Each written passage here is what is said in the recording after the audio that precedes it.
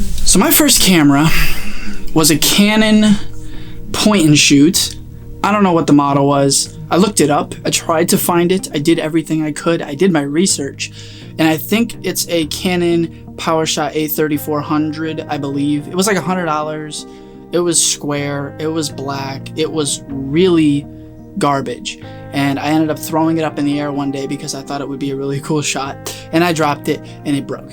And that was my first camera. Moving forward a couple years, I started to take more interest in photography. I saved up and I bought myself a Panasonic Lumix G7.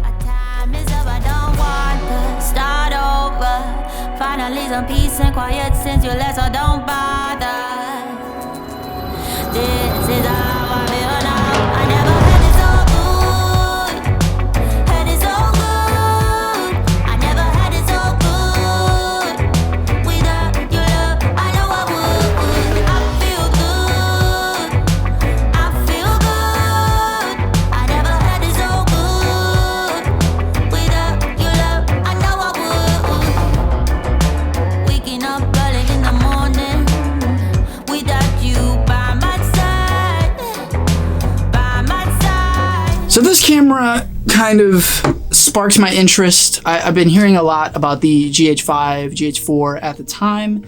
And actually, I don't even think the GH5 was announced yet. But the GH4 was just crushing everything in the Panasonic world. But I couldn't afford a GH4, so I went with the best next thing. The next best thing, the best next thing. The next best thing. And for me, that was the G7. So $700 later and a couple weeks of shipping time, and this baby arrived at my door. And I opened the box, and I remember looking at it the very first time thinking, wow, this is beautiful. This thing shoots 4K, got a flippy screen so I can vlog, and I'm gonna make so many dope videos, and it's gonna be awesome. And I remember thinking to myself, this is gonna be perfect. Started working at a job I didn't really like, still there, still don't like it, but we gotta do what we gotta do. But I took this thing with me to New Zealand, and I made my first few vlogs, and they were not the greatest. So here's the reason why I love this camera so much, and it is my favorite camera that I own. Not because of the specs. The autofocus honestly is terrible. Color science isn't the greatest, crappy in low light. But here's the thing. This camera has been with me throughout all my adventures. This camera has been with me from the beginning of the most important relationship that I've ever been in. It's been attached to me. It's been like glued to my hand the entire time that I was there in New Zealand. I just documented what was happening as much as I could because it meant so much to me. This camera helped me do it. Maybe not in the easiest of ways, but it is a tool after all. Some tools are a little bit easier to use than others. This one, a little tricky sometimes, but the memories that this camera holds will never fade. I was actually thinking at one point I might sell this camera. This little guy has been with me around the world, not one, not two, 3 times. I've photographed the Alps with this thing. Like cameras are just getting crazier and crazier, and the specs are just getting more insane and more unbelievable. This camera's gonna be on my shelf for years to come. I wanna be able to show my kids this camera. And now I even have a little Polaroid, which I wanna kinda get into Polaroid photography and see where that takes me. We're our biggest self-critics ever. Like, I hate myself sometimes. I hate my work. I hate the gear that I have. I hate the situation. I hate the fact that I'm in a super small space and I have to deal with all these moving parts. But you need to just slow down. And this is me just talking to myself right now. You need to just slow down and think about what you have and where you want to go and how you want to improve. None of this happened overnight. This has been 5-6 years in the making, and it's still a struggle. We all want the best gear possible, the best image possible, but that's not always going to be the case. We all can't afford expensive cameras. I would love a Leica camera. I don't have 20 grand sitting around for a Leica. Cameras are evolving. There's so many different options. Sometimes you don't know where to start, and that's okay. Just do your research and don't overthink the gear, because the gear doesn't matter. All the gear is a tool to help you tell your story, and if that's using something like the Panasonic or something like an A6400, or all you have is your smartphone, get out there and shoot something. Don't let it be an excuse that you can't go out and shoot. And I've done this to myself so many times, and I hate myself for it, because I've done this a million times where I think to myself, I don't have the right lens for this. This isn't good. This composition doesn't look good. This space doesn't look good. I need somebody to help film because I can't do it myself. And then I just procrastinate. I don't shoot, and then I don't get any work done. And what would you rather have? Some kind of work, something to work on, something to be productive, something to look forward to and improve your craft, or just sit and do nothing and go nowhere? Focus on your storytelling. Focus on telling a story. Focus on dialogue. Focus on scripting. Do your best with what you have. If all you have is a point and shoot camera, use that. If you have a phone, use that. If you have a DSLR, use that. If you're lucky enough to have a cinema camera, a C200, a C300, a Ursa Mini, a Red, whatever, use that. Use whatever you can to the best of your ability. And I heard this in a Matty Hapoya video recently, and it resonated with me so much because it's true. If you're at a level right now where you have a pretty decent camera, you think you're ready to dish out a butt ton of cash on another camera, and you are not happy with what you have right now, you suck. You do not need a Red. You do not need an Ursa Mini. You do not need an Arri Alexa. You do not need these cameras. You don't even need a Sony a7 III or an S3 or an R5. You don't need anything. If you can't make a half decent film on a potato, you suck. I'm sorry, but that's the honest truth. You suck. I'm not saying you shouldn't do this. You just need to improve your craft a little bit more. Maybe do a little bit more research, watch some more videos, watch some tutorials, practice, get out there, have fun, and enjoy it, because this art form is subjective. I might think you suck. You might think otherwise. You might think I suck, and that's totally fine. I probably do. But I want you guys to remember that gear is not everything. And I need to tell myself this all of the time, because I fall in this trap too.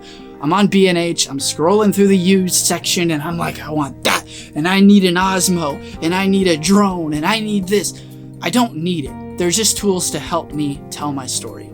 They're great to have, and they make life a hell of a lot easier. Yes, some cameras are higher quality. Yes, some cameras shoot 4K, 6K, 8K, 12K. Blackmagic, what are you doing? Crazy. Some cameras shoot 1080, 720.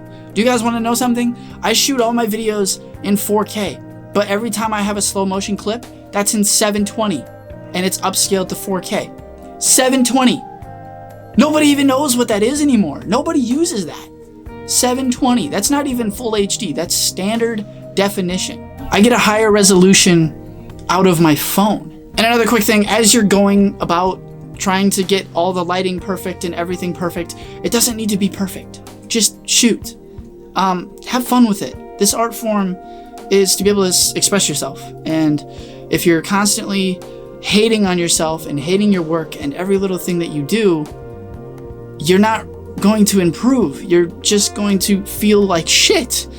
So take a deep breath, watch a few YouTube videos, get inspired, and then grab your camera and go out and have a great time and just shoot. It doesn't matter what it is. I was extremely lucky when I was in New Zealand to come across this French restaurant. Amber told me about it. It's called Maison de Crepes. I've mentioned it a few times in my older videos, but we just went in there to have lunch, and I brought my camera, and I asked if I could take photos just for my Instagram, and they were happy enough to accommodate, and they said yes, they did not mind. I got to get up and kind of do my thing for a little bit, and then we went home. I posted the photos, I tagged them on Instagram, and lucky enough, the opportunity to not only come in and shoot her menu, but shoot just anything I want and have the creative freedom to do so and be able to work with them and shoot different coffees and different types of food. And I love that, and the whole atmosphere and the interiors, and I got to learn so much. I'm extremely grateful for that entire opportunity, and I'm very excited to go back and shoot more and see everybody again.